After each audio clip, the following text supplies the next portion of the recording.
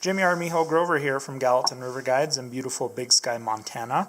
Today we're tying Wilcox's Little Green Machine.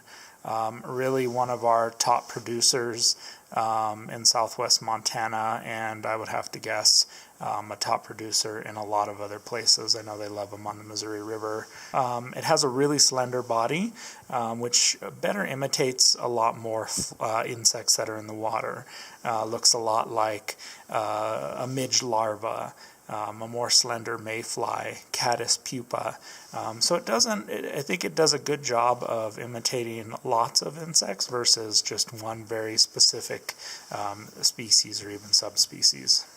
We're going to start off with a Dai-Riki 075 size 14. This isn't the traditional hook used for this fly, but we like the wider gap. So we kind of go one size bigger because of the shorter shank to get the similar. So this size 14 hook is going to tie a fly that is more comparable to a size 16 in other hooks.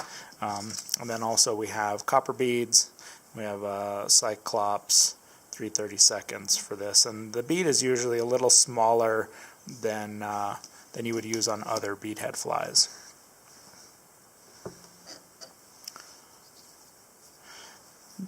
The original fly uses a gray or tan thread, but for this I like this rusty brown color and about a 6/0 or 8/0. 8/0's better, just to get a nice cleaner fly in the end, thinner profile. I'm going to take that thread all the way to the barb there, and next material we tie in is Ringneck pheasant tail feathers, hard to read there, but and probably about 6 fibers for a tail here, so I'll clip those off. And every time I clip pheasant tail fibers off of a stem here, I hold those fibers perpendicular before I cut off, and that actually ensures that my tips are going to be even. Clip those off close to the stem, and then the next step is to measure these tails. I don't want the tails to be the full length of the shank necessarily, and I feel like half the shank length is a little short, so about 3/4 is what I like for this fly.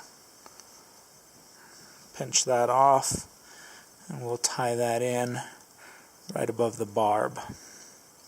I'm only going to do 2 or 3 loose wraps there, and then I'm going to tie in my next material, which is copper wire. And I just have an extra, or actually this is the wrong size, but an extra small copper wire is what I would suggest for this fly. And this is the full dress version, which is going to utilize flashback over the abdomen, as well as this copper rib. The 2 smaller sizes that are available commercially don't have those items, so you can just eliminate those for those sizes, or you choose to do whichever works better for you. So I'm going to wrap my thread up to the front here, clip off the excess pheasant tail. Next step is I want to grab my midge tubing, and this is the pheasant tail color, so we're using pheasant tail colored midge tubing. It'll have a slightly different overall color than the commercial because of the thread color we're using as well. But I'm going to tie that off pretty close to the bead, just pinch it off at the head. And then as I wrap back, what I'm going to do is I'm going to stretch that tubing out so we can have a slim profile as we move back. And then I'm going to do a couple of extra wraps right at the back so it doesn't let go. Can let that go. And then last step is some flash. And for that we have small pearl Vivus tinsel. What I'm going to do is I'm going to cut a length of this off, and then I'm going to loop that material around my thread like this, and then I'm just going to attach that right at the barb of the hook. And then that is the last material you need to tie in, so now I'm going to move my thread forward to the bead. Now we're going to start wrapping in all our materials. We have midge tubing here. We're going to start moving forward, and you want to pull that tightly as you wrap forward with touching wrap. So one wrap right in front of the other, keeping that stretched well. And you don't need to wrap all the way up to the bead because we still have that thorax that'll cover up that front portion, but we're going to tie that off. Because this is stretched out, there's a lot of tension there, so make sure to get several wraps there to hold that tightly. We'll cut off the excess. Next step is we're going to grab our doubled over tinsel here, and we're just going to pull that over. And I'm going to, I have a rotary vise. I'm going to rotate that so you can see that this is going to be pulled up along the back of the fly there. Secure that behind the bead. And we're going to leave that there because we're going to use that for the flash over our thorax as well.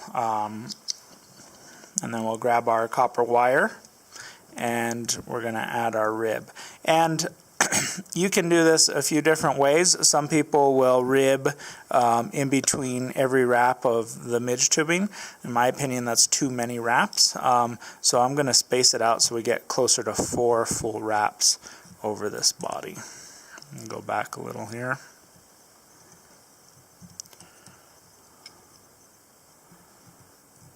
That tinsel's getting in my way, unfortunately. But we're almost there.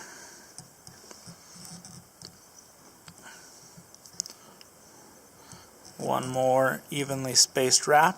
I'm going to pull that tinsel towards the back and wrap in front of that. Pull that.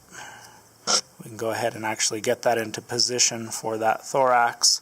And now that copper wire is tied in, we're just going to helicopter that material, that copper wire, until it breaks.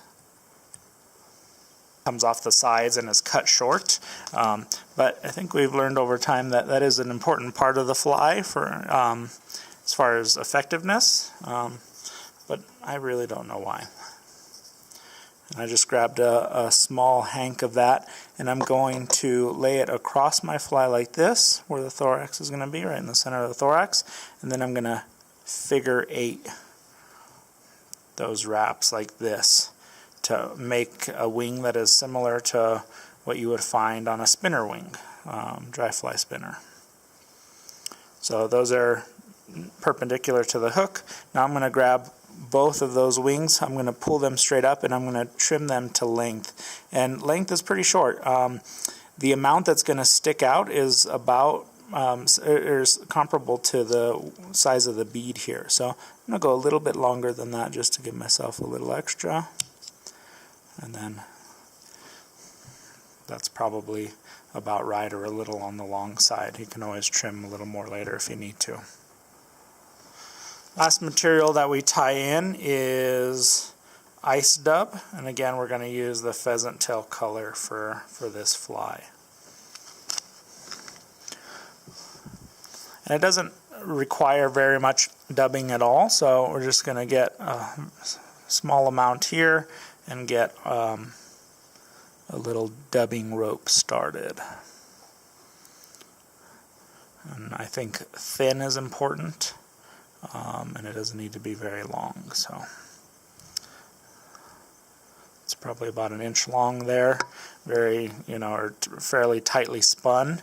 We're going to go with that and see how it looks. And I'm just going to figure 8 through the wings, making sure those wings stay perpendicular to the hook. And I've actually overdone my dubbing a little bit, but we're going to go with it. I think that's fine. That'll do. It's not excessive. So that looks good. Usually my thorax is very similar in size to the bead. And then we want to pull over the flash over the thorax there, as you can see. And we're going to tie that off right behind the bead. Make sure to get 2 or 3 wraps on top of the tinsel before you cut that excess off. And then the last step is to whip finish and add head cement or UV glue if you choose to.